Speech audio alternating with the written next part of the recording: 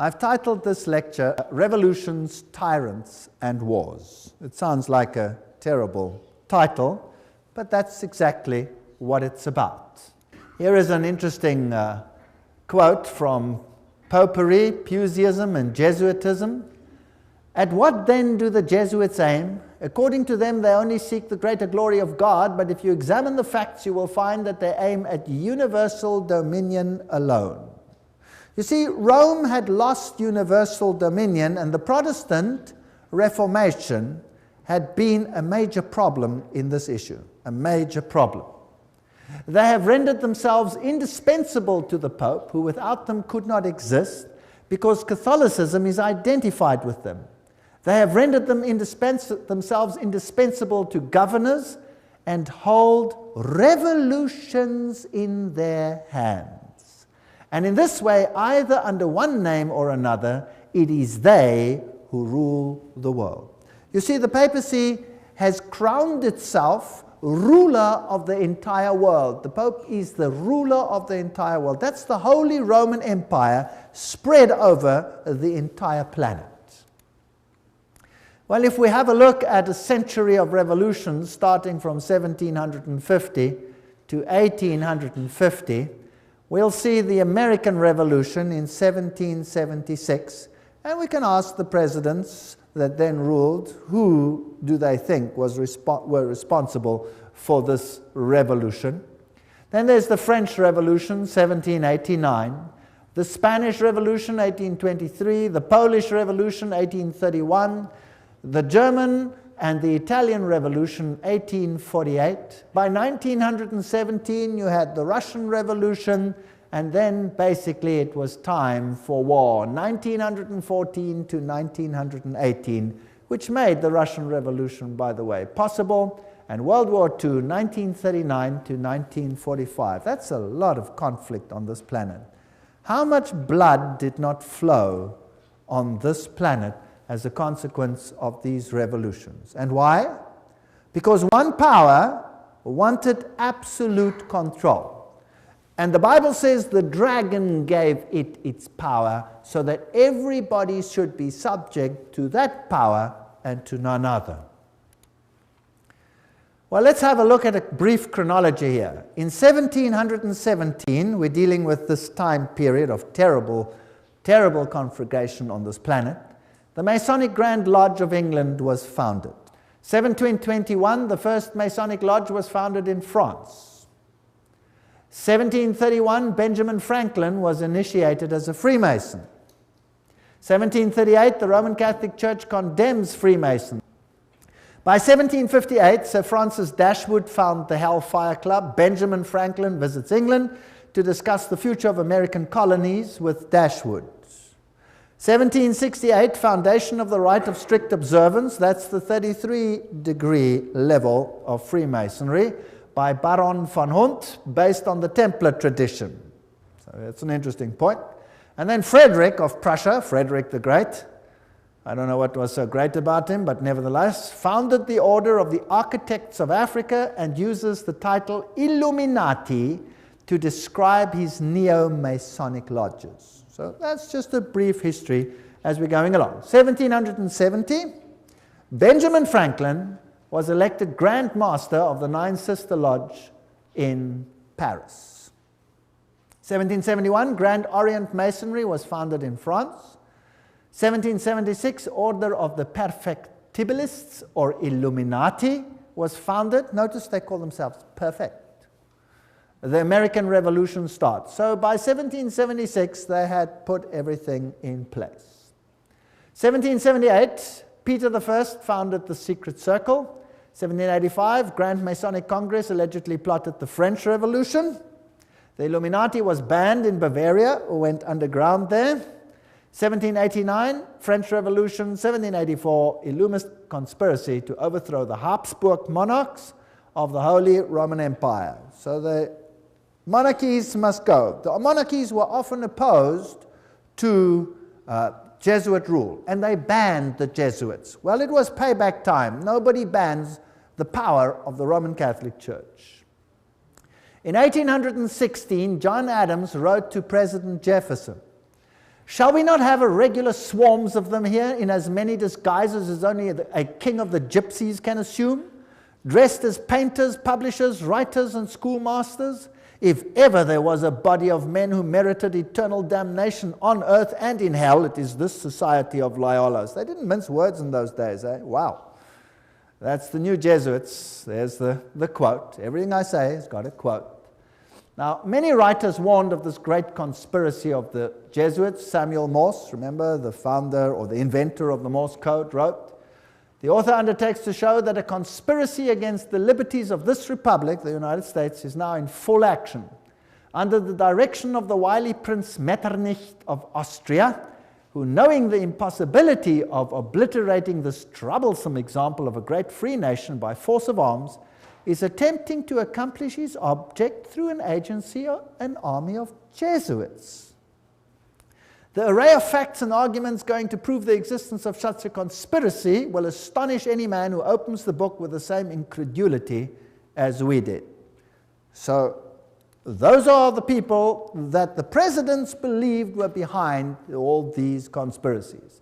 President Abraham Lincoln himself said the Protestants of both the North and the South would surely unite to exterminate the priests and the Jesuits, if they could learn how the priests, the nuns, the monks, which daily land on our shores under the pretext of preaching their religion, are nothing else but emissaries of the Pope, of Napoleon III, who was a high Freemason, of course, and other despots of Europe, to undermine our institutions, alienate the hearts of our people from our Constitution and our laws, destroy our schools, and prepare a reign of anarchy, here as they have done in Ireland, in Mexico, and in Spain, and wherever there are any people who want to be free. That's quite a statement. 50 years in the Church of Rome, the priest Father Chenike wrote, he used to be a Catholic and then became a Protestant. "This war would never have been possible without the sinister influence of the Jesuits. We owe it to popery that we now see our land reddened with the blood of her noblest sons." Abraham Lincoln, 1865, 16th President of the United States. Lincoln's private letters that were burnt by his son Robert, restated by Charles Chenike, who was the personal confidant of the President. In a letter dated 22 January 1870, Mazzini wrote to Pike. Now, Albert Pike is this high Mason who wrote the manual, if you like, of Scottish Freemasonry. He said the following: "We must allow all of the federations to continue just as they are. It must appear as things are as they were in the beginning, with their systems, their central authorities, and diverse modes of correspondence between high grades of the same right, organized as they are at present, but we must create a super right, which will remain unknown, to which we will call those Masons of high degree, whom we shall select. With regard to our brothers in Masonry, these men must be pledged to the strictest secrecy. Through this supreme right, we will govern all Freemasonry, which will become the one international center, the more powerful because its direction will be unknown." Now, Albert Pike wrote a letter to Mazzini, and that was dated August 15, 1871, in which he propagated that there should be a world order, a one order where all nations are under the control of one central organization. And in order to achieve this, they planned the First World War, to overthrow the power of the Tsars in Russia, protector of orthodoxy, and bring about an atheistic communistic state. Did that happen? The Second World War, that's also written long before the event, to originate between Great Britain and Germany, to strengthen communism as antithesis to the Judeo-Christian culture, and bring about a Zionist state in Israel. Did it achieve this objective? Yes? In fact, after this war, Israel, in its present form, was reinstated under the protection of Britain. And then, interestingly enough, a Third World War, a Middle Eastern war involving Judaism and Islam and spreading internationally. Well, here's another quote, just in case people don't like that quote. Mazzini with Pike developed a plan for 3 world wars so that eventually every nation would be willing to surrender its national sovereignty to a world government. The first war was to end the Tsarist regime in Russia, the second to allow the Soviet Union to control Europe, the third World War was to be in the Middle East between Muslim and Jews and would result in Armageddon. Interesting. Now, how were they going to do it? Let's read what Albert Pike wrote about these wars and how they were going to be unleashed. He wrote, quote, "We shall unleash the nihilist and the atheist," so the destroyer and the atheist, "and we will provoke a formidable social cataclysm which in its horror will show clearly to the nations the effect of absolute atheism. Origin of savagery in the most bloody turmoil. Then everywhere the citizens obliged to defend themselves against the minority of revolutionaries will exterminate these destroyers of civilization, and the multitude, disillusioned with Christianity, will receive the pure light through the universal manifestation of the pure doctrine of Lucifer. The destruction of Christianity and atheism, both conquered and exterminated at the same time." Wow, what a clever plan.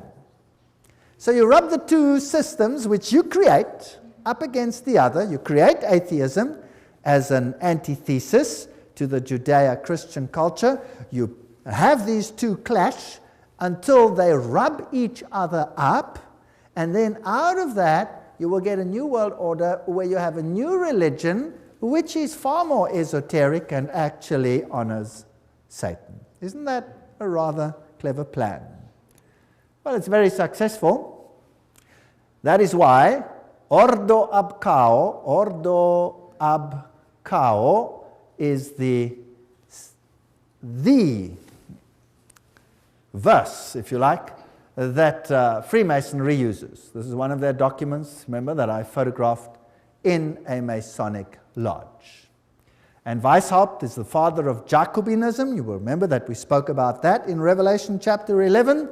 And Jacobinism was the power that propagated the French Revolution. And we did this in Revelation chapter 11, where the Bastille was stormed, liberty leading, the goddess of reason was enthroned instead of Christianity. So Christianity was removed and another reign began.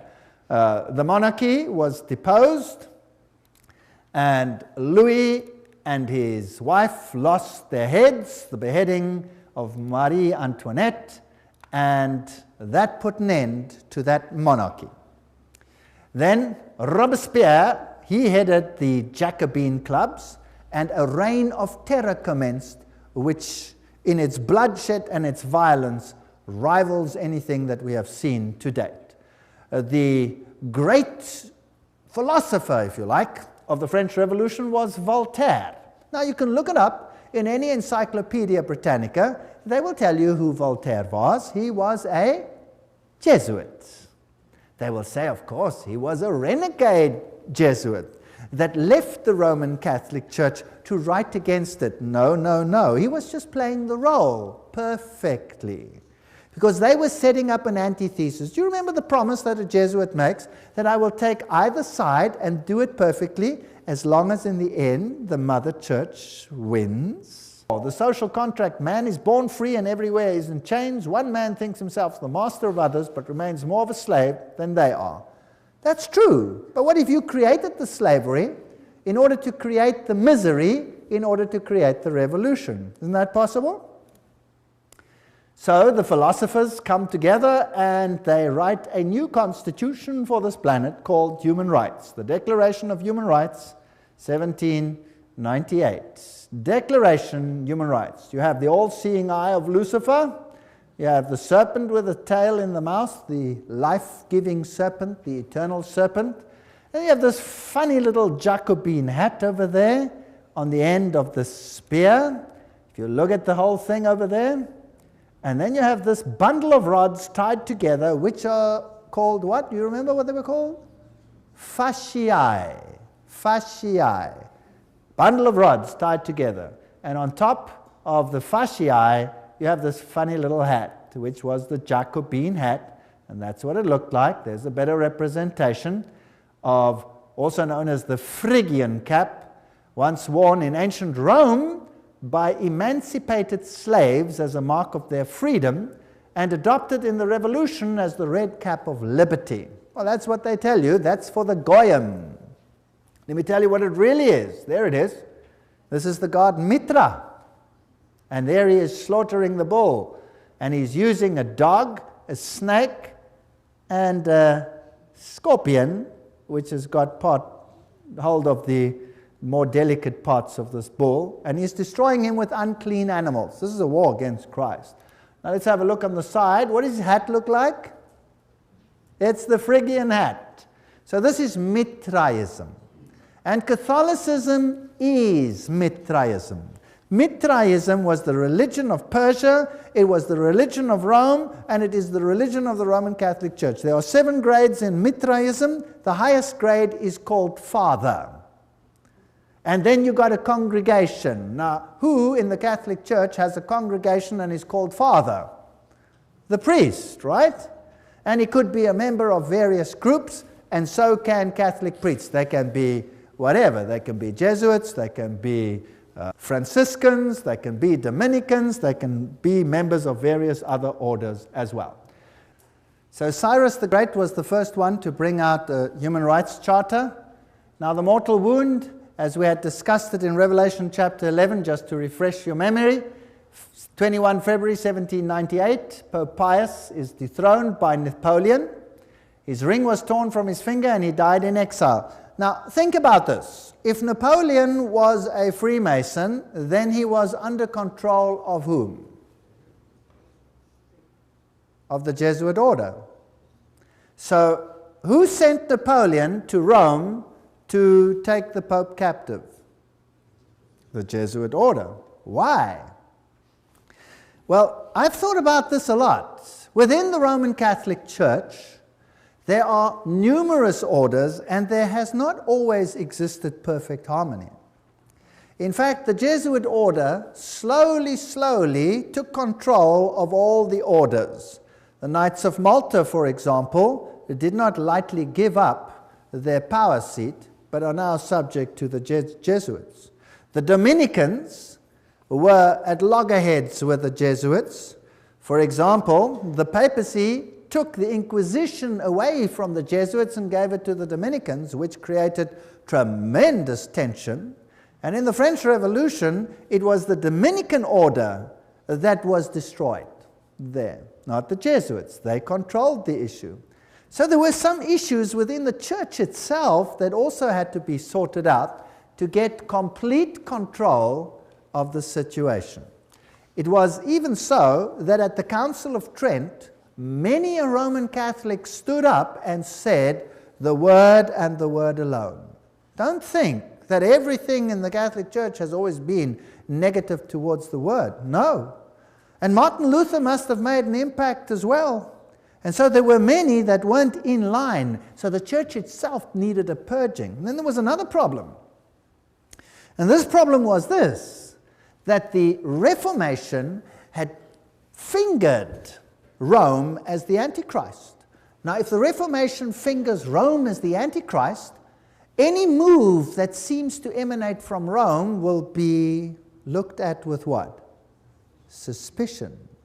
So why not destroy the papacy, apparently, and then resurrect it with, and at the same time purge it of everything that is contra, and then resurrect it as a final power in complete control of these organizations. Does that make any sense? That would be a neat trick. And then anything that happened thereafter with a weak little papacy over there would be disregarded. It cannot be from them, it must come from elsewhere. That is how secret societies work. They walk behind fronts, behind fronts, behind fronts. So let's see what happened. By 1804, Pius watches Napoleon crown himself emperor. Napoleon then takes the Vatican States, so Rome is diminishing. By 1848, Mazzini attacks Rome, and Pope is exiled, Papal States are gone. So this power is gone. The Protestants literally relaxed, basically. Dangerous thing to do. Berthier takes the Pope captive.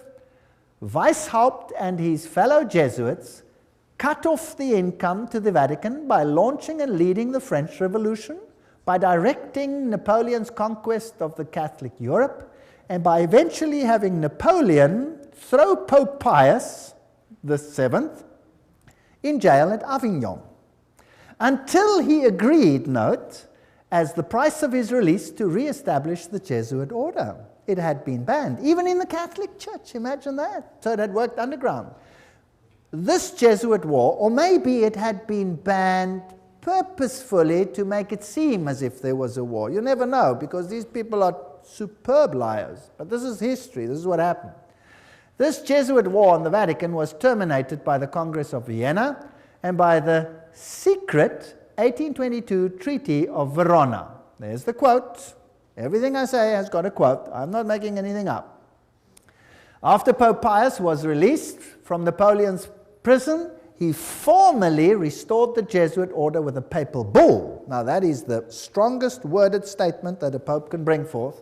In 1814, and the Pope added in this bull, if any should again attempt to abolish it, the Society of Jesus, he would incur the indignation of Almighty God and of the holy apostles Peter and Paul. So this could have been a ruse, it could have been a game, what could have been real, whatever the situation is, we will never really know until the curtain is removed one day. But religious freedom for all. And revolutionaries take to the streets and do what they feel they have to do. Joseph Bonaparte, here he is, 1768, 1844, King of Spain, and he was Grand Master, Grand Orient in France. So here you have all the Masonic connections. This comes from the Masonic book, Masonic sources. Napoleon, himself a high Freemason, is now waging war in the whole of Europe, cleaning up the monarchies, and then he has a war with England.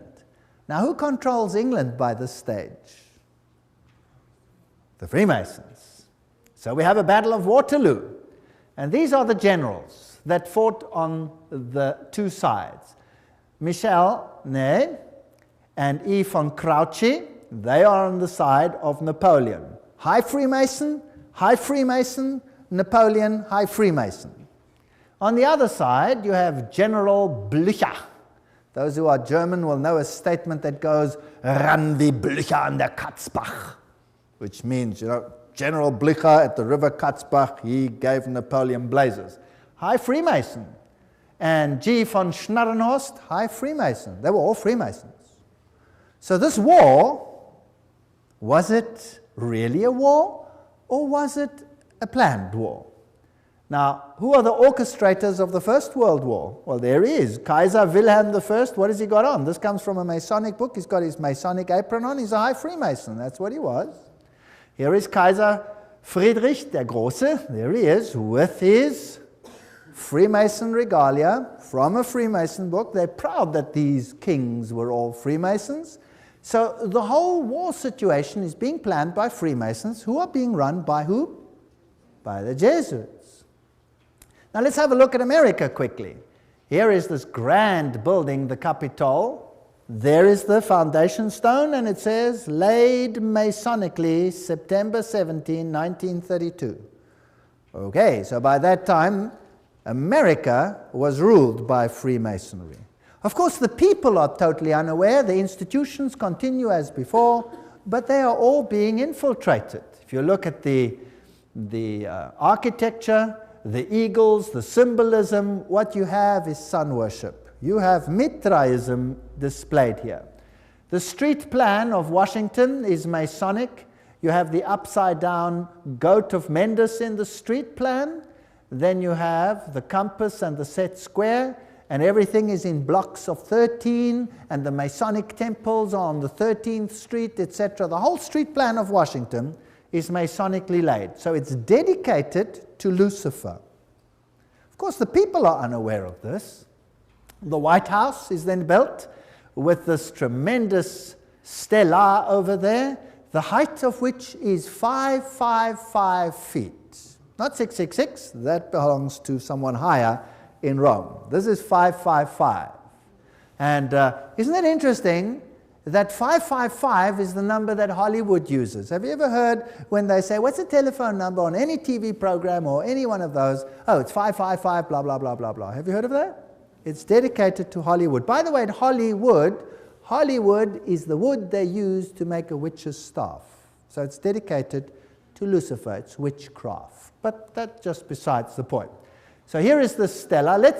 Who laid these foundations? The Freemasons. So let's ask them what it means. Here is the Encyclopedia of Freemasonry. You're going to get a better source than that. Obelisks were originally erected in honor of the sun god. The connection comes from the Egyptian worship of the phallus.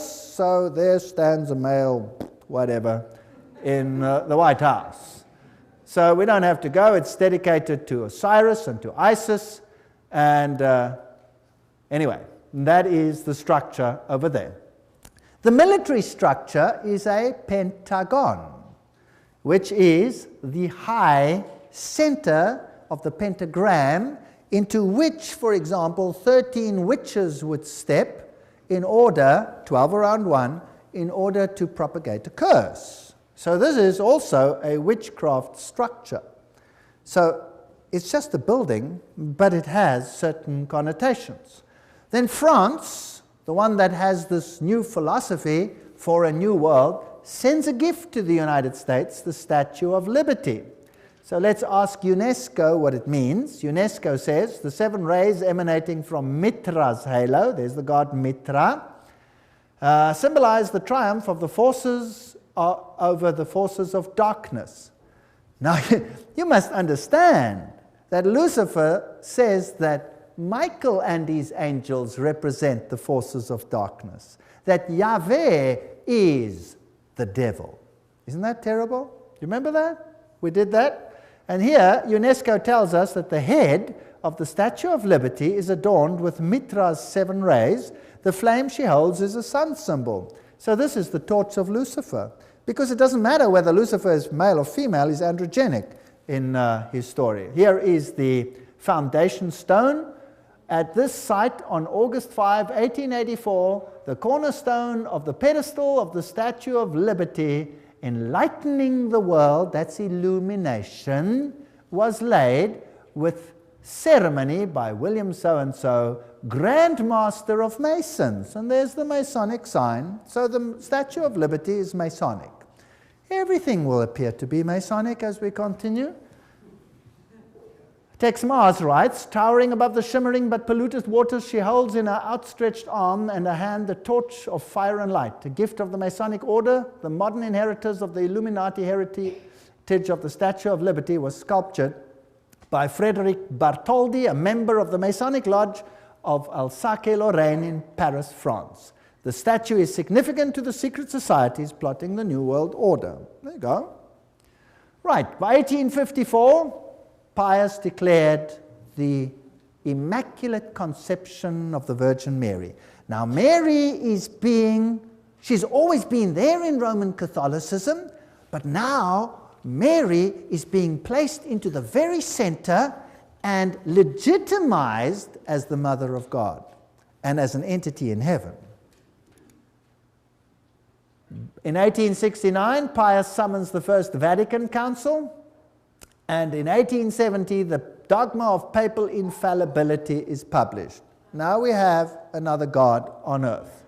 And ultramontanism triumphs. The Jesuits see to it that all power is concentrated in one man. What happens then? By 1917, the Russian Revolution. And you had this interesting Fatima message. There's a link with Islam there, but never mind, we'll come to that in the next lecture. Russia will be converted, the Holy Father will consecrate Russia to me. And then there was a vision of hell, and the third vision was that the present Pope would have an assassination attack, which happened. Now, it's not too difficult, if you've planned all these things from the beginning, to say what will happen. You see? Not too difficult. Now, let's have a look at the parallels between the Jesuit French and the Russian revolutions. They worked like this. Both revolutions were based on communist writings of Freemasons, Voltaire, Marx.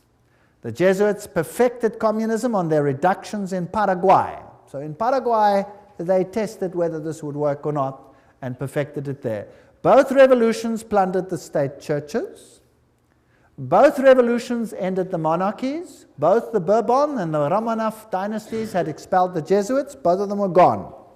They weren't going to take this chance again. Both revolutions produced republics in form, but absolute monarchies in power, controlled behind the scenes by the people that were now in control. Both revolutions declared atheism as the religion of the state. Both revolutions carried out a reign of terror by an inquisitional secret police. And boy, was that some reign of terror. Millions died. Stalin is personally responsible for the death of millions of people.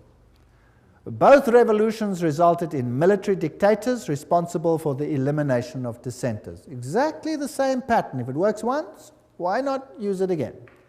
The lesson learned on these Platonic republics there in Paraguay provided the groundwork for Marx's Communist Manifesto, by which every nation on earth would be reduced to granny reductions, thereby destroying the white Protestant middle classes while restoring the communal feudalism of the papal Caesar's dark ages. That's just a quote. Well, it's a bit sharp, but it more or less sums it up. So Karl Marx, by 1844, wrote the Communist Manifesto. That's when he wrote it. That's when it was published, 1848. By 1928, Papal Nuncio in Germany leads the Catholic powerful center party to the right and helps skyrocket Adolf Hitler to power. Now, who's Adolf Hitler? By 1929, Pius disbands the Catholic Party. It's done its job, and people are ready to vote. And in the same year, he crowns himself sovereign ruler of the world. What arrogance. Now the Pope is sovereign ruler of the world. In the same year, he signs the documents. Now a ruler has to have a country, and he gets his papal state back, the smallest state in the world. And the papacy now again qualifies as a political entity. Now, it had been dead, it was no longer a political entity, so the beast was mortally wounded, and now it gets its power back, and now it qualifies as a beast again. Its wound was healed, isn't that correct? That's why the San Francisco Chronicle, almost quoting the Bible, says that while they signed this document, the wound was healed in this display. Now we're ready for war. 1934. In Yugoslavia, an organization called the Ustashi is formed. What a disgusting organization. Founded, and they assassinate King Alexander of Yugoslavia. Now, the Ustashi is a military organization with basically Nazi features, and they slaughtered the Serbs. They slaughtered the Orthodox people and forced them to become Catholic or to die. One of the two. And nothing is ever said about this tremendous slaughter that took place over here. 1941, Croatia declares itself independent, and the slaughter begins. This is the man who is now Pope, Cardinal Secretary of State, Eugenio Pacelli. There is his family, all of them Masonic connection, and of course, they have the Banco di Romano at their disposal with Rothschild money. This man, does he have Masonic features? Yes.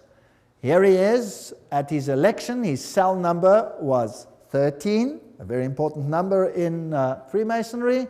There he is in the Masonic triangle stamp that they produced. There he is with the Masonic sign, just as Anthony Sayer had it, and something else.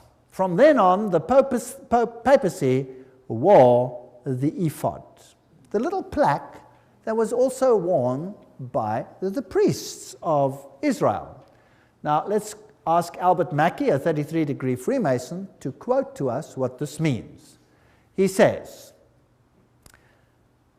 "The Grand High Priest of the Royal Arch Freemasonry from 1859, 1865 in the USA states in his standard work, this is him, states that the high priest of the royal arch officially wears the ephod. So who's the high priest of Freemasonry? And there is the Pope. Well, Pacelli visited the United States and conversed with this man, President F.D. Roosevelt. Now this is a lodge picture which should never probably have been released, and they're probably very upset that it has been released, but it shows Roosevelt in his full Masonic regalia. And there it shows him with his fez on his head, and he's receiving a Masonic handshake. Note the Masonic handshake. And interesting fez, we will come to that in the next lecture, what that all symbolizes, why they are wearing fezes. And he appoints Myron Taylor as special envoy to the Vatican. Now, let's have a look at the Freemason political leaders in the United States, and I'm just quoting from various sources and web pages. There will be different ones here, so you can check it out for yourself, to show you just who's control at the moment. We'll just run through them quickly and see what degrees they are. Bill Clinton, 33 degree. Newt Gingrich, 33 degree. Bob Dole, 33 degree. Jack Kemp, 33 degree. Storm Thurmond, 33 degree. Colin Powell, 33 degree. Jesse Helms, 33 degree. Barry Goldwater, 33 degree. Al Gore, probably 33 degree. Then another one over here, another one, James Monroe, Andrew Johnson, James Garfield, McKinley, Roosevelt, of course, William Taft, Franklin Roosevelt, Harding, Lyndon Johnson, Gerald Ford, Ronald Reagan, George Bush, all of them, Yitzhak Rabin, Yasser Arafat, Prince Philip, Duke of Kent, many others. Here's another source. Saddam Hussein, that's interesting, we'll have to come to him, 33 degree Freemason. Tony Blair, 33 degree. Gerhard Schröder, Prime Minister of Germany, if you like, President, 33 degree. Benjamin Netanyahu, 33. Yasser Arafat, 33 degree. Ronald Reagan, Gorbachev, Helmut Kohl, Shimon Peres. Helmut Kohl is also a committee of 300. Francois Mitterrand, 33, was Grand Orient Lodge, of course. Yitzhak Rabin, Willy Brandt, all of these old ones were Freemasons. Some more. Joseph Stalin. He was Illuminati. He was a member of the Grand Orient Lodge. Leon Trotsky, Grand Orient Lodge. Kissinger is a member committee of 300. J. Edgar Hoover, 33. Cecil John Rhodes, Aleister Crowley. Walt Disney was a 33 degree Freemason. Olive Palm, Al Gore, Tony Blair, Joseph Mengele. That's interesting. That's the mass murderer of the Nazis. He was Illuminati. Robert McNamara. You name it. They're all there. Billy Graham. Oops, sorry. Let's move on. Colonel John Glenn, Buzz Aldrin, everyone who's ever been up in space has to be a Freemason of the highest degrees. Edgar Mitchell, all the way through, Francis Bacon, Lord David Owen, all the negotiators, Richard Halbrook. I'm just running through some of them. Alan Greensprang, Peter Wallenberger, Queen Elizabeth is the queen of the Bilderbergers. Prince Philip, Queen Beatrix, she's the committee of 300. Prince Bernard of the Netherlands, committee of 300. And so we go on and on and on and on. Ted Kennedy, Rockefeller, David Rockefeller, Teng Hui, Baron von Rothschild. Hillary Clinton is 6 grand dame. She's a very high Freemason. Albert Pike, of course, you know, Bertrand Russell, Otto von Habsburg, Weishaupt, all the way back. Here is Edgar Hoover. President Dwight D. Eisenhower there honors him with the 33 Grand Cross at the special White House ceremony. They're not ashamed of any of this. Here are just about all the presidents of the United States in the presidential gallery of the lodge. I photographed this myself. I went into the lodge, I went into the presidential gallery, I photographed each one of these. And then, me? Not me. Anyway, there they all are as Freemasons. If we look at the American dollar, some very interesting things happened under the time of Roosevelt. There is this symbol on the dollar, there's that symbol. We haven't got time for all of this. In God we trust, one. If you look at this symbol over here, it says, Annuit Cuptus Novus Ordo Seclorum. If you intercalate the hexagram, then you'll have this A-S-N-O-M, which is a scrambling of Mason, Mason. If you go to the other side, it points to objects, and it then reads Arlto, you have Arlington. There's too much there to talk about and many interesting things. If you go to the 1 and you go to the half moon, there's a little structure over there. Can you see it? It's a micro dot. You'll have to get a magnifying glass and look at it under a magnifying glass, and you'll see it's a little owl. A little owl. Owl in a half moon. And this over here you'll see is a spider's web. There's a lot of symbolism over here. Now if you go to the ancient coins, you'll see that the deities were associated with the owl, and you will see that when we went to the Bohemian Grove, what did they worship there? The great owl of Bohemia, and you saw the presidents of the United States bow down to the owl of Bohemia. Quite a scary business. Now, looking at this symbol, you have the all-seeing eye of Lucifer. It is not yet on the base of the triangle. When it is placed on, he will have his kingdom. But that is Lucifer, annuit coptus, he God, novus order seclorum, new order of the ages. There are 13 levels over there. The bottom one is the date of the founding of the independence of the United States, but it is also the founding of the Illuminati. You have the spider's web, symbol of the new age. You have over here the band, the ribbon of Lucifer. You will see it over here in this Roman Catholic Church, where you have Anubis, the phoenix, symbol of Jupiter, the god Jupiter, and the skull and crossbones, and there you have the ribbon. You see it? Associated with Jupiter. That's on the flame. And all of these symbols tell us one interesting story. On the other side, you have this symbol. There are 9 feathers. There are 13 spears. There are 13 leaves. There are 13 pentagrams shaped in the form of a hexagram. You have the eagle. You have this statement over here, a pluribus unum, out of many one. We're going to reunite all nations. So that's the symbolism of a new world order on the dollar. The world is going to be united under one central government, and that government is going to be in control of Lucifer, not Jesus Christ. Although Jesus Christ, of course, knows about it, permits it, and is ultimately in control. He tells us ahead of time that this is going to happen. And then the end of the story is that Jesus will reign on this planet. Revelation 13:11, and I saw another beast coming up out of the earth, and it had 2 horns like a lamb, and he spoke like a dragon. We're going to deal with this prophecy in detail in another lecture. It exercises all the authority of the first beast, which we will find will be Roman Catholicism before it, and causes the earth and those that dwell in it to worship the first beast whose deadly wound was healed. So here was now a Protestant ally that would enforce papal doctrines. But that's in another lecture, complete lecture, called Two Beasts Become Friends. If we look at the architecture even, it is interesting. That is St. Peter's. That is the Capitol building. The architecture is identical. Of course, the building itself was designed, the American one, by Freemasonry. And Freemasonry is in control by whom? The Jesuit order. Now let's have a look at some of the symbolism over there and some of the interesting issues.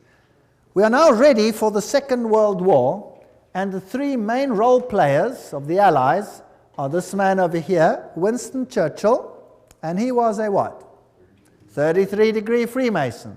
We saw Roosevelt in his full Masonic regalia. He was a 32 or 33-degree Freemason. And then we have Stalin, who was, of course, Grand Orient member, so 33-degree Freemason. They're all on one side. Extract from a report by Ambassador Harriman in Moscow to the State Department, June 30, 1944. Stalin paid tribute to the assistance rendered by the United States to Soviet industry before and during the war. He said that about 2/3 of all the large industrial enterprises in the Soviet Union had been built with United States help or technical assistance. The other third had been Britain. So who built the USSR? Who built it? The West. The West financed it and built it. Here you can see Winston Churchill in his Druid Masonic Lodge with all his Druid fellows around him. So these are genuine facts. This isn't just conjecture. What about the other side? Hitler. Hitler said, I learned much from the order of the Jesuits. Until now, there has never been anything more grandiose on earth than the hierarchical system of the Catholic Church. I transferred much of this organization into my own party. The SS was constituted according to the Jesuit principles. Himmler, head of the SS, was closely associated with the Jesuits through his father and brother. Hitler said of him, I can see Himmler as our Ignatius of Loyola. And Joseph Goebbels was also a trained Jesuit. So, the two sides, who controls them both? The same parties. This is called thesis, antithesis. Goebbels, Himmler, these people were Jesuits. They were fascists. Adolf Hitler, fascist, using the symbolism of the sun god. The Maltese cross, the symbols of the sun god. Here he is with Hindenburg himself, of course, a Freemason. This thing is all entirely planned. Gaining the youth on his side. One of the principal Catholic personalities to help Hitler to power was Franz von Papen. And Franz von Papen, of course, leader of the Catholic Party, helped to skyrocket Hitler to power. So the Catholic Church skyrocketed Hitler to power. And these are posed pictures. They have Masonic meaning, but we'll get to that later. The Reichsadler, chosen as the symbol, Masonic symbol. And the supposed happy alliance in the beginning, which then deteriorates. Here you see the salute with the Masonic activities associated with it. Here he is together with the church leaders. And here you can see the cardinals giving the Heil Hitler salute. So the church was very much involved with the Nazi movement. There is a bunch of cardinals giving the Heil Hitler salute. The Pope and the Führer, you will recall that even to this day there is tremendous anger about Pope Pius having now been declared on his way to sainthood because of his connection with the Nazi movement.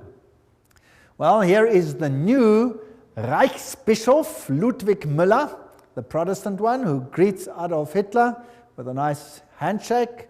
The previous one, the previous Protestant bishop, no longer lived because Adolf Hitler had him executed. So this one must have been a puppet on the religious side. So the Catholics and the Protestants next to each other. Now understand the war. Let's think about the war. Who is the problem in terms of the Roman Catholic Church? Firstly, the Orthodox Church in the East had been a problem. The First World War sorted that out. The Tsar had been removed, and the Orthodox Church had been subjected, as were all the churches, to make it look right, by atheistic communism. But the leaders of communism were all Catholics. In fact, I have traveled in many of those countries, and the old people all told me, now we understand why the leaders of the communist regimes, why they all attended the Catholic Church. Why, if they were all atheists, were they such good Catholics? Well, this mighty army is built up, but Germany is divided. The north of Germany, and particularly the east of Germany, is all Protestant. They're Lutherans. And they are skeptical of the papacy. Whereas the south of Germany is all Catholic. In the Orthodox countries, like the entire USSR, you have the Orthodox Church controlling the mindset of the people. Now, since the takeover of communism, that has been reduced or subjected, and the Orthodox Church has been subject to the state. Now comes this mighty war. The symbols being carried here are the symbols of Lucifer. They're also used in Theosophy. There you can see them. There's the swastika, the All seeing serpent, and Adolf Hitler himself was a tremendous occultist. Of course, as a Jesuit insider, he would be, but of course, his outer garb of religion was Catholicism. You'll find the same swastika on the foot of Buddha, and as I recall, as I told you before, it was a Jesuit priest, Father Stempfler, not Hitler, who really wrote Mein Kampf. So, a Jesuit wrote the book.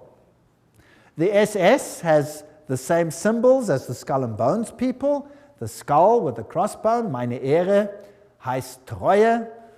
My honor means Treue, to be loyal, loyalty. The SS had been organized by Himmler according to the principle of the Jesuit order and became basically the new, if you like, Inquisition. And anybody who did not obey the system was destroyed. Now we read much in the literature about 6 million Jews who were destroyed, but we read nothing about 2.5 million of the most brilliant people in Germany, all the professors, all the intelligent, highly educated Germans who were killed by Adolf Hitler. You see, thinking people cannot be tolerated in such a regime. Downgrade the mindset. We must have serfs and elite, Goyen, catechumens, cattle, and then the super illuminists. How irritating. Remember that the Jesuit magazine, Civiltà Cattolica, house organ of the Jesuits, says quite frankly, fascism is the regime that corresponds most closely to the concept of the Church of Rome. Fascism is fascinating, excuse the pun. Fascism has one central leader. You see, Pope eventually, one central leader, total control over the people, yet the people believe that they are free because they are getting everything that they require. Unlike communism, they may have property rights, but the property rights are qualified, and I'll come to that in a later lecture in case you are duped into that. Now here are these fasciae. Let's have a look at them. The bundle of rod accompanied by an axe or a spear, which symbolizes power over life and death, carried by the Roman official as symbol of authority. Under the Republican conflict or praetor, starting on an expedition, he took his vows on the Capitoline Hill, where the Vatican sits today. This is very symbolic. He acclaimed imperator, in other words, a leader by his troops. He decked his fasci with a laurel, and on his return deposited the wreath upon the Capitoline Hill. Everything leads to Rome. Fascinating story. So where you find the fasciae, you must know that Rome is behind it. Fascist regimes use the fasciae. So fasciae can look like that with an axe, or the axe can go through, or it can be a spear like it was in the French Revolution. These are fasciae. Now, where do we find the fasciae? Well, in 1888, campaign poster of incumbent President Grover Cleveland, Benjamin Harrison defeated them, but later he won. Cleveland was re-elected to a non-consecutive term. There his eagle is standing on 2 fasciae. See it? Fascism, hidden in the United States. Do you know the United States should be as far as the East is from the West from fascism, isn't it? Well, isn't that fascinating? The US Capitol building, if you go right to the tippy-toppy, that's what you have. Fasciae, fasciae, fasciae, fasciae. So the United States eventually is going to become a fascist state. Nobody would have believed that 50 years, 100 years ago, 10 years ago, maybe not even 5 years ago. Today, what does it look like? Is there mighty state control over every single one, just like in the times of the SS? If you move, is there a new law coming out which will watch the people of the state? Yes or no? Yes, Patriot Bill, have you heard of that? All kinds of interesting laws coming out. Now, what type of government is that? Interesting. There it is. Did you know that the fasciae here, fasciae behind the rostrum podium of the House of Representatives in Washington, D.C., Note the back of the chair resembles a golden axe. There it is, the axe and the fasciae. So they knew this all along. They're just waiting for the opportunity, biding their time. Ancient Roman coins with the fasciae. Here is a fasciae on the back of a dime in America, with a flame there, fasciae on a US dollar, and presidents sitting next to fasciae is Washington. Even Abraham Lincoln sat on a fasciae chair. Here's the insignia of the National Guard. It has fasciae. There are fasciae and the Statue of Liberty. Let's read what Anthony Sutton, remember this man who wrote about Skull and Bones, educated at the University of London, Gottingen, California, research fellow, Hoover Institute. This is an important man. Let's see what he has to say. How the order creates war and revolution. Talking now about Skull and Bones, which is the Illuminati, which is the Jesuits behind the scenes, as we have seen. Operational history of the order can only be understood within the framework of Hegelian dialectic process. Hegel, the great man who said, always create two directions, thesis, antithesis, rub them up against the other. Who cares how many people die in the process? Then you have synthesis. Then you get what you actually want. From this axiom, it follows that controlled conflict can create a predetermined history. For example, when the Trilateral Commission decided managed conflict, etc., we read this quote before, so I'll just skip it.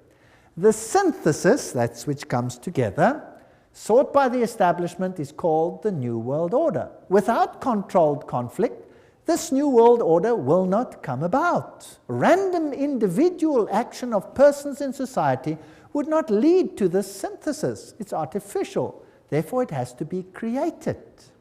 So you hear about a war here and a war there and a revolution here and a revolution there. Revolutions have to be financed.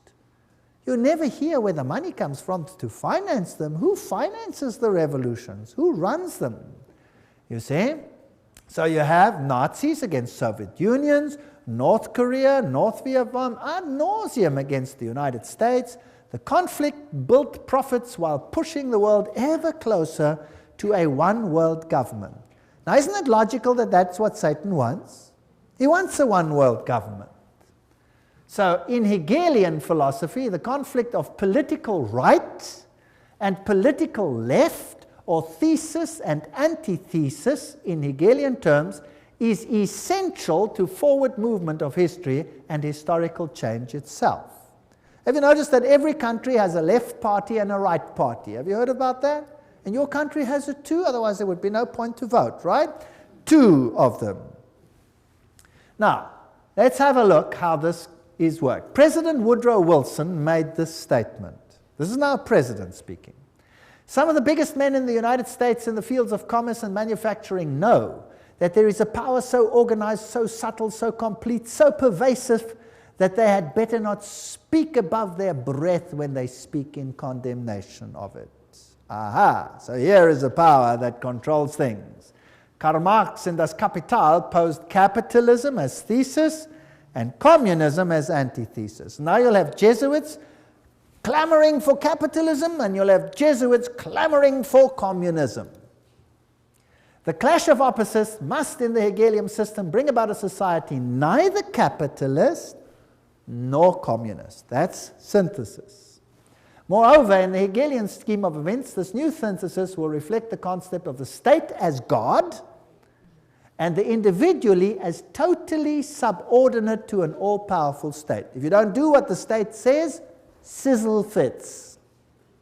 That's what Adolf Hitler practiced.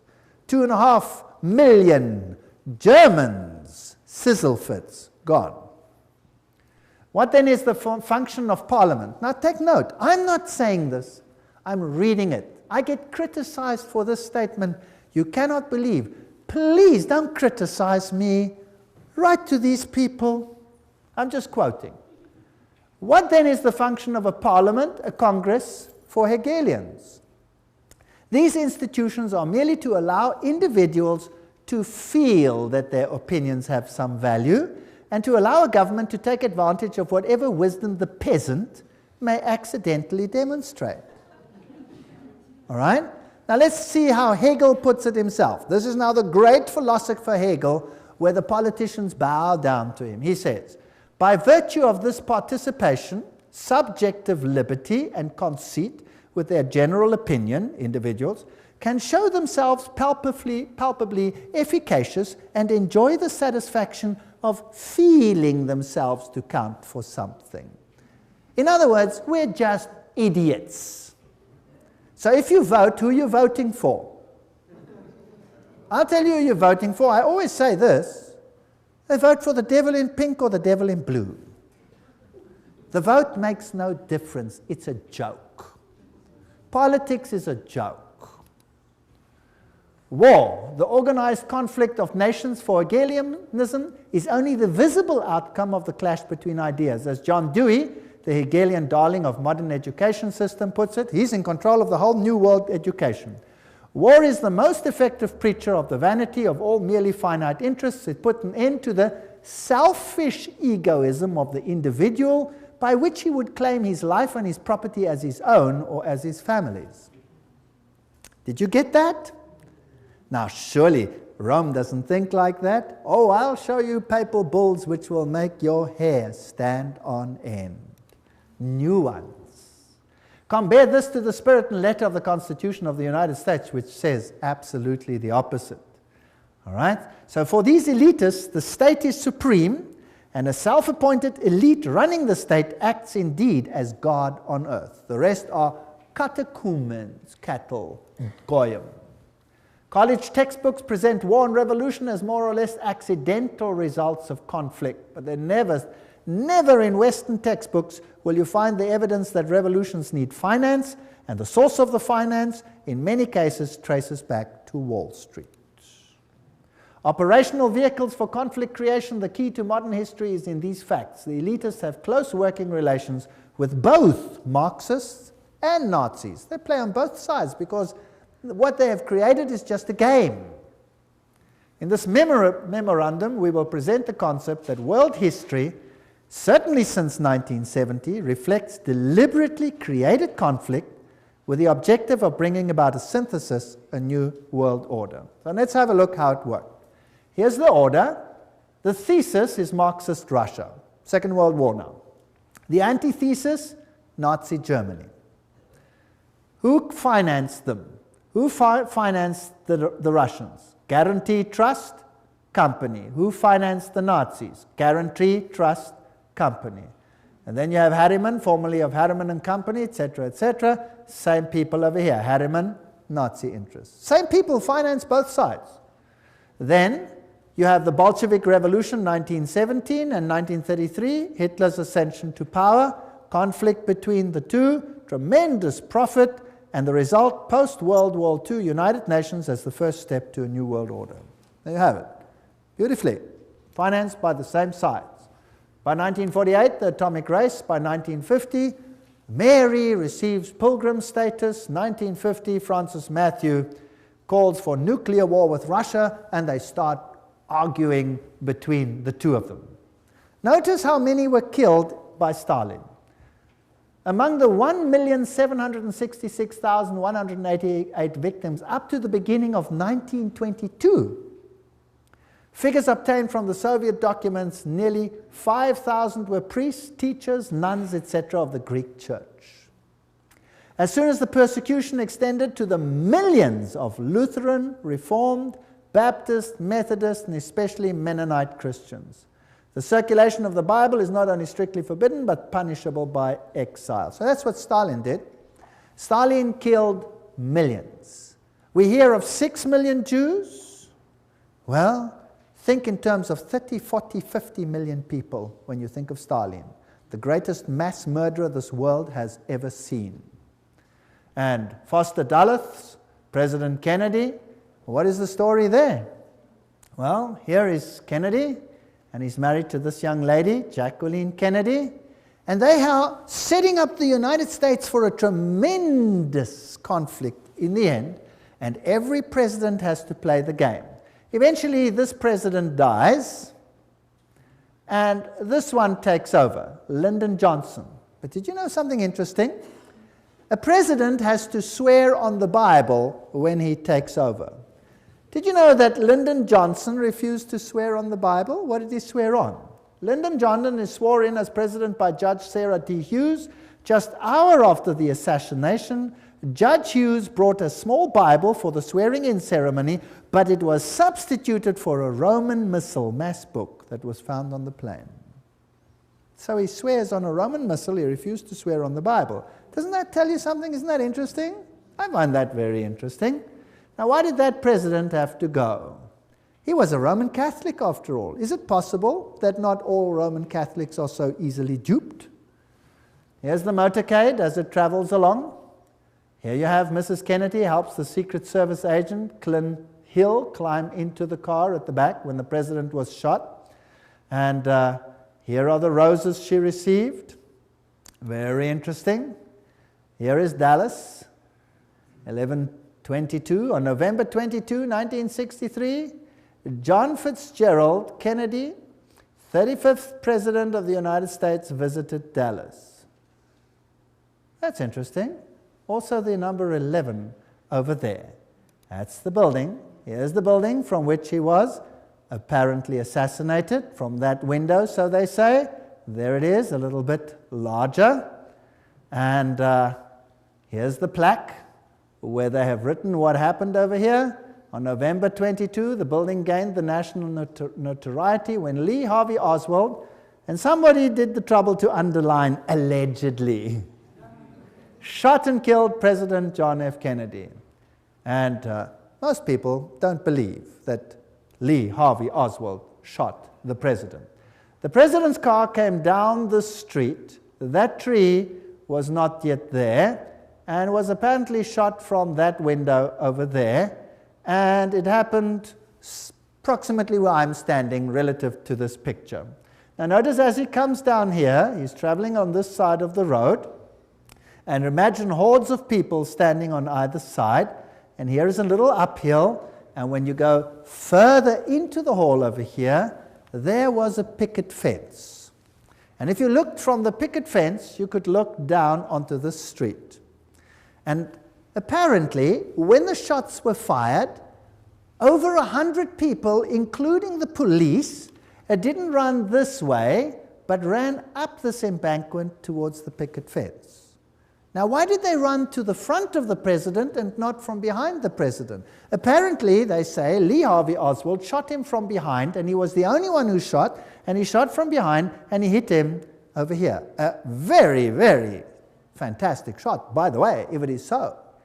It only has a little problem. The president's head didn't go forward, it went backwards, and it hit him here in the throat. And there was a small entry wound in the front and a huge one in the back. So from where was he hit? From the front or from the back? He was hit from the front. Not only that, there were shots from other places along the side, and there was an intercalation which all hit the president. There is even evidence that the driver himself, who happened to be left-handed, rotated and shot the president himself with a pistol as well. He had multiple shots. Of the witnesses that ran towards the picket fence, over 100 of them, almost all of them, except for one or two ladies who were ridiculed, were assassinated themselves. Is that not strange? Wouldn't you think that was strange if all the witnesses died strangely? Well, this is one of the biggest cover-ups that probably ever occurred. Here's the picket fence. And when you're looking there, that's how it was. Someone behind the picket fence would shoot. And this would be the view from the picket fence. I'm now pretending to be there. I took these pictures myself. And the cross would be there. So he would shoot the president at this short distance and hit him from the side front. Now it's interesting that the president's head jerked to his back and to his left. Bah, like that. That means that he must have been shot from the front side, right? Isn't that logical? All right, now am I saying this or is this public knowledge? This is public knowledge. And yet it is denied by government because they have one culprit, Lee Harvey Oswald. There's the place where he died, straight shot from the picket fence. Now, let's have a look how J.F. Kennedy died. Let's go back to that day in Dallas. The day was November 22nd, the time shortly before noon. At first, the crowds were thick, but as the motorcade approached Dealey Plaza, it was here that the motorcade violated the Secret Service's own rules. As the car turned, it slowed from 40 miles an hour to 7. It was precisely then that gunshots blasted out. For 6 seconds, the occupants of Kennedy's car were struck by bullets. Kennedy grasped for his throat. He grabs for his throat. Kennedy's head exploded, driven with great force backwards and to the left.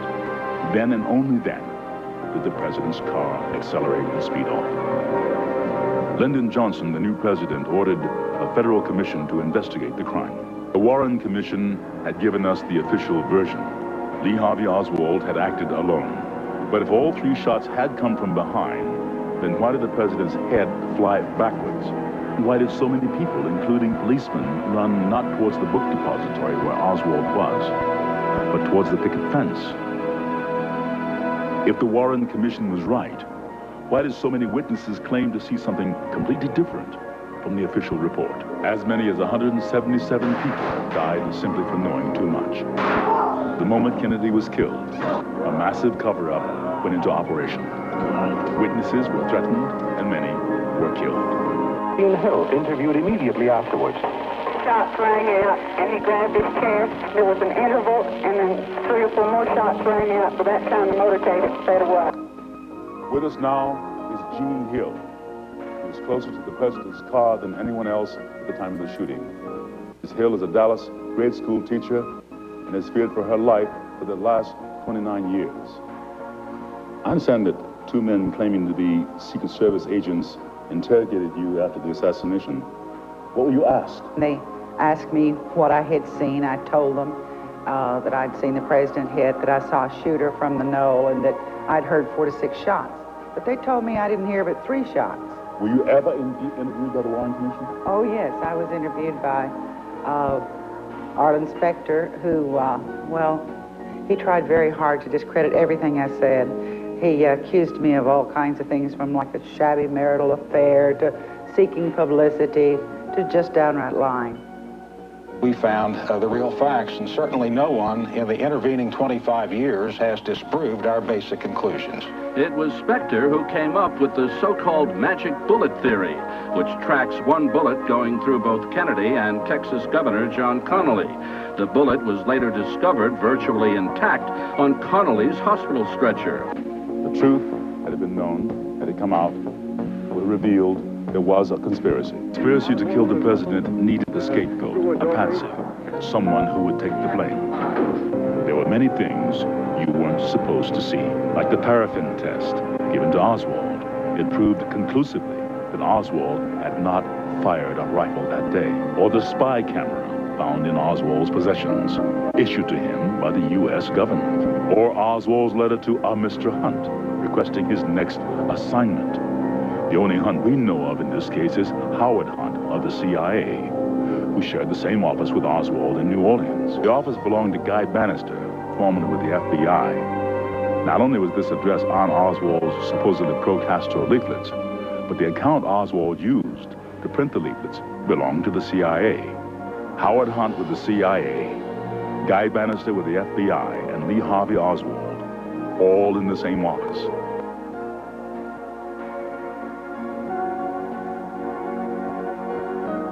Kennedy's motorcade was arranged to make 2 turns, taking him directly into a triangulation.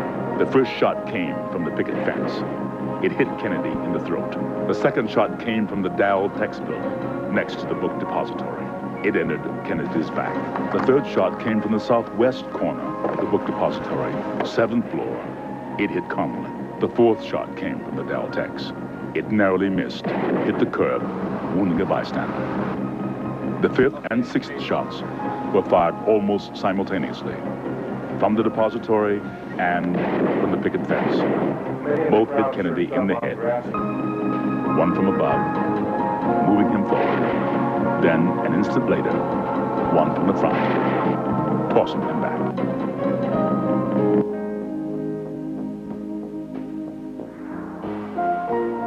Here you see the passenger in the front turning back, looking at the president. Instead of jumping back to assist him, he turns forward. The driver's now rotating.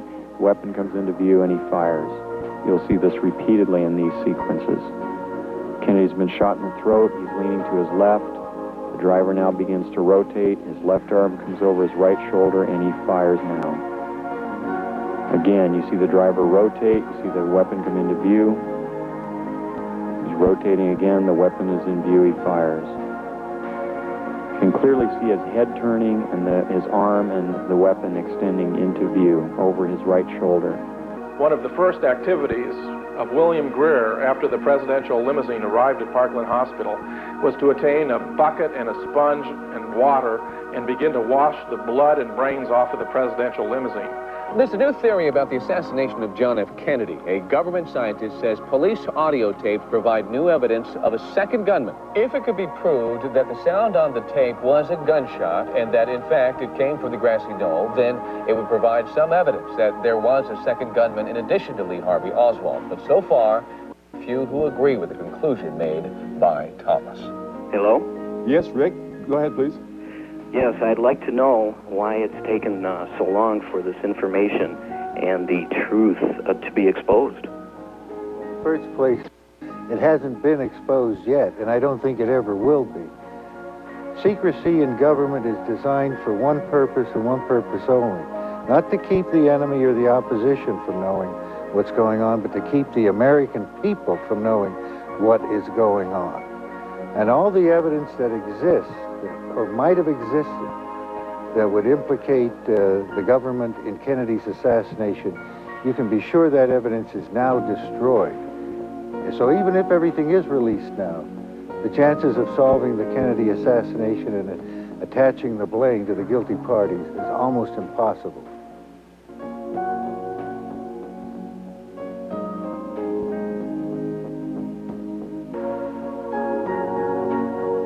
Kennedy was changing the status quo. He decided he could no longer trust the CIA. He was transferring covert operations directly to the Joint Chiefs of Staff.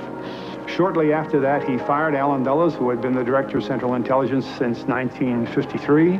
Kennedy continued to make enemies as he pulled back from world confrontation. He ordered U.S. troops out of Vietnam. This was an incident that took place. Well, you saw that driver rotate, if you could see it. It was very difficult. You could see his head go back. You could see all these things. Vatican Assassin says, but after the failure of the Bay of Pigs invasion, President Kennedy changed due to his betrayal by the Jesuit Council of Foreign Relations in the person of McGeorge Bundy. He sought to break the CIA into 1,000 pieces. Now, the CIA would be like the SS. Why break that? Then he called for a return to America's currency to the gold standard. That was a major problem that would stop the Federal Reserve. And another thing that he said, I will separate church and state. I think that was a big mistake that he made in the eyes of the Jesuits. Remember that Loyola said, finally let all with such artfulness gain the ascendant over princes, noblemen, and magistrates of every place, that they may be ready at our beck even to sacrifice their nearest relations and most intimate friends when we say it is for our interest and advantage. That's fascinating. We know, of course, that Jacqueline Kennedy was raised in a Jesuit convent, but let's leave it there. One of Nixon's main speechwriters during 3 whole years was Jesuit father, the Reverend John McLaughlin, who wrote Nixon's speeches at a salary of $32,000 a year, which was a lot of money at that time. And the next president, one of the next ones, Gerald Ford, there's his own signature, 33-degree Freemason. I took this picture myself in the Masonic Lodge. There he signs it, 33-degree Freemason.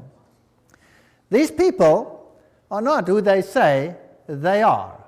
And when we look at him, and we look at these handshakes that they have, and the Holy Alliance between the papacy and the United States of America, this is, by the way, a signal picture, and Reagan appointed this man to be representative to the Vatican. So by 1987, Pope John Paul visits the United States. President Reagan meets him and he says, As you exhort us, we will listen. This is not separation of church and state. For with all our hearts we yearn to make this good land better still. The Pope is quoted as saying, I come as a friend of America and of all Americans, Catholics, Orthodox, Jews, all men of goodwill. Well, interesting. Here he is together. This, by the way, also a Masonic signal picture, but we won't go into the details. That's also a Masonic signal picture. We won't go into those details. How do they plan their trips? Let's ask them. Here's Ronald Reagan planning his trip to this president of Russia. And then in September, Gorbachev proposed a pre-summit meeting in Reykjavik, Iceland. Washington agreed.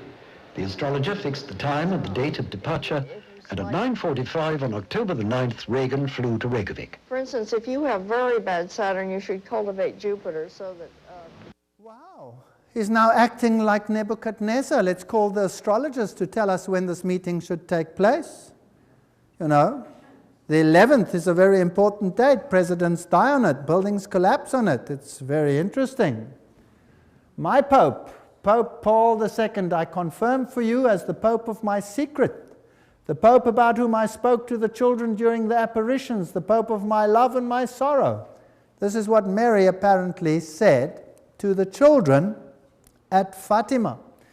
This is the Pope of the secret, or this is Mary predicted that he would have an assassination, this Pope, and the modern channels through Father Gobi say that this is the Pope of the promise. Well, Malachi Martin, in The Keys of This Blood, this is a pontifical work, writes for a new world order had begun, and Pope John Paul would stride now in the arena of the Millennium Endgame as something more than a geopolitical giant of his age. He was and remains the serene and confident servant of the grand design. There's another Masonic language. He's going to be the head honcho, the main man. All this bloodshed, all these wars. In Germany, what happened? What did the war do in Germany, the Second World War? In Germany, the north of Germany was devastated.